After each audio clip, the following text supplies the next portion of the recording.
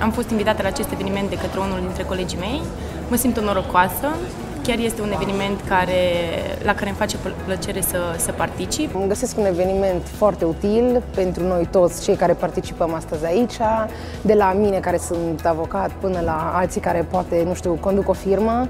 Și atât eu cât și ei învățăm să vindem de la produse până la servicii, cum e cazul meu.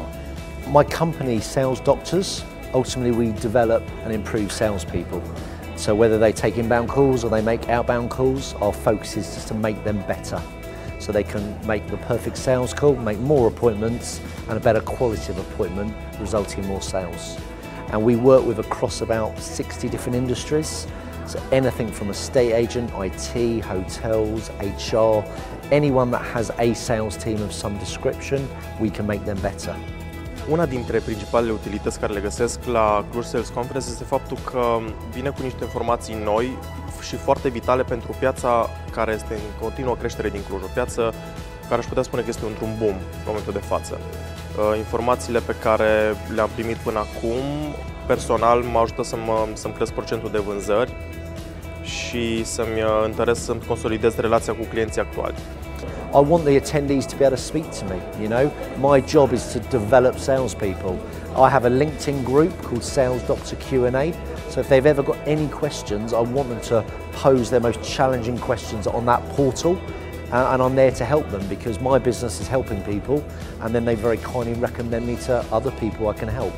So it's really an open, this is the start of things for me, hopefully, with the companies in Cluj.